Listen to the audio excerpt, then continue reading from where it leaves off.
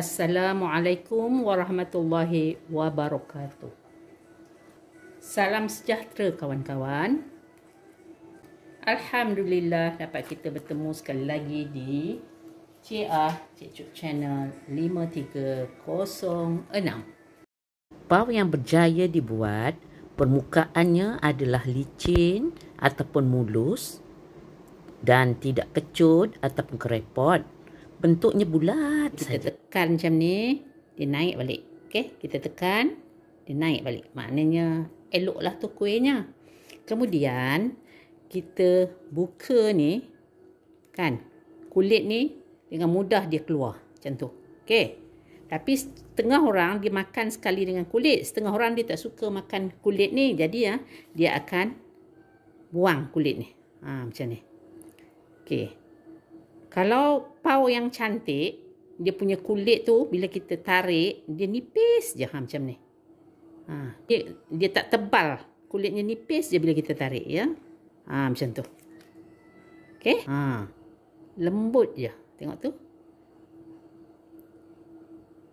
Bahagian dalamnya kan seperti roti yang sangat gebu dan lembut, dan intinya penuh. Ya. Puaslah kalau kita makan. Jom kita lihat apakah bahan-bahan dan cara-cara untuk menghasilkan pau yang licin permukaannya, tidak krepot, putih melepak, gebu-gebas, lembut dan spongy.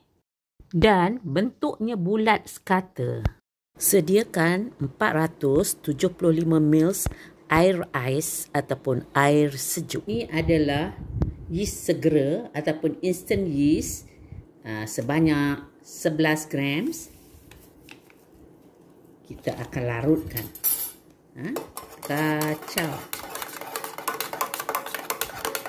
1 kilogram tepung pau ataupun pau wheat flour.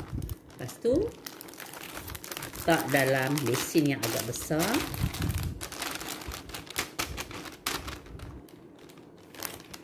Masukkan 100 gram gula pasir, 10 grams ataupun 1 sudu makan baking powder. Dan kita akan gaulkan semua bahan-bahan kering ni. Untuk inti pau, saya beli inti yang ready made, iaitu red bean paste atau dalam bahasa Malaysianya kacang merah paste. Dan saya bentukkan bulat-bulat seperti ini. Setiap bola ini beratnya adalah 20 grams. Tengok tu, kita dah nampak mula nak berbuih. Okey, kita akan tuang sedikit-sedikit lah. Dan gaul. Ansur-ansur. Okey, macam ni. Dan yang terakhir lah kita buh.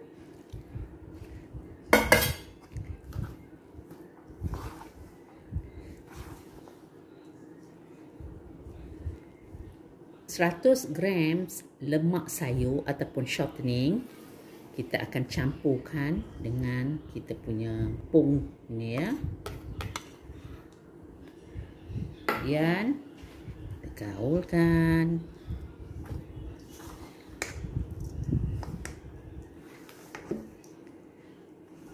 Dan pastikan tangan kita bersih. Kita akan gaul menggunakan tangan. Balut kita punya dough ni dengan cling wrap. Okey.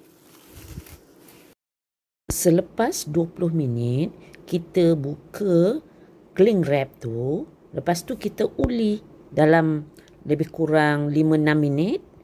Lepas tu barulah kita potong dough kita. Timbang adunan seberat 40 grams. Okey. Tengok besar mana 40. Okey, besarnya. Okey. Kalau kawan-kawan tak ada penimbang yang macam ni, kita akan bahagikan kuih kita ni. Berat dough kita ni adalah 1600. Jadi kan, kita potong macam ni, bahagi dua ni. Yang ini ni, kita akan bahagi tiap yang dua ni, bagi dia jadi 20. Okey. Ini 20, ini 20. Jadi kita punya dough ini kita boleh dapat 40 ketul yang macam ni. Okey. Mula-mula kita bahagi dough yang banyak tadi tu kepada 2 bahagian. Lepas tu yang 2 bahagian tu kita bahagi jadi 2 macam ni. Okey. Yang 1/4 bahagian tu kita panjangkan dia buat macam ni. Lepas tu kita bahagikan dia menjadi 10 bahagian. Okey. Macam ni ya.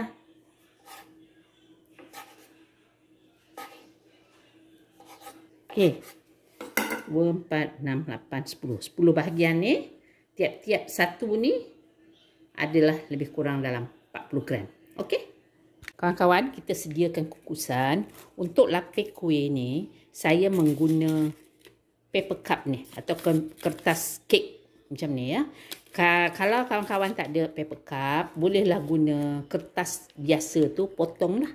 Ataupun menggunakan daun pisang pun boleh. Tapi untuk memudahkan kerja, buat je lah macam ni. Okey. Ambil satu dough dan kita nipiskan dan bentukkan ia menjadi seperti ni kolam. Ya. Selepas tu, ambil kita punya inti gula merah tadi ni. Masukkan ke dalam ni. Lepas tu kita tarik ujung dia sikit. Macam tu ya. Lepas tu kita akan punjut. Macam tu. Okey. Tarik ni. Ni. Okey.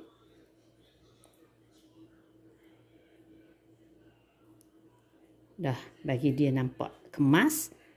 Letak atas tapak tangan. Guna tapak tangan ni pusingkan. Lepas tu bubuhlah di atas kita punya paper cup ni. Okey.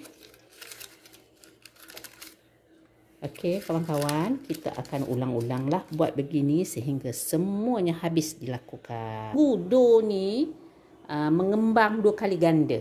Okey. Sementara itu jangan lupa kita panaskan air supaya ianya mendidih untuk kita kukus kuih nanti. Okey. Saiz kita punya kuih ni dah membesar 2 kali ganda, kita akan kukus ya.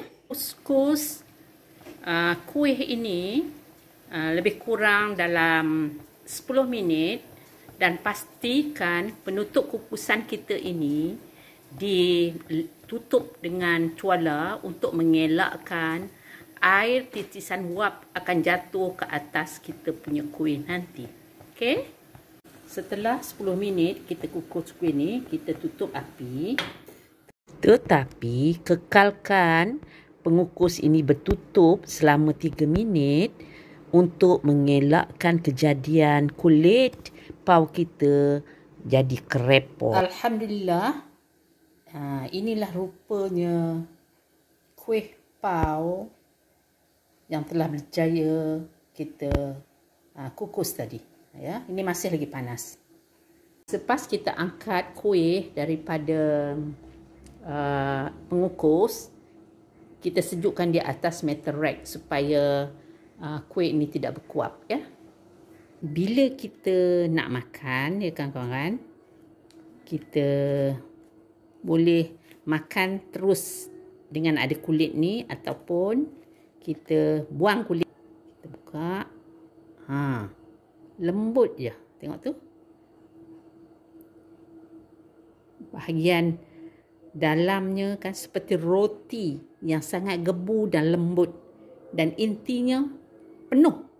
Ya, puaslah kalau kita makan. Disebabkan puasa, saya tak dapatlah merasainya. Okey. Terima kasih diucapkan kepada semua kawan-kawan yang sudi menonton video ini hingga akhirnya. InsyaAllah kita akan berjumpa lagi di video yang akan datang. Wabillahi taufiq wal hidayah.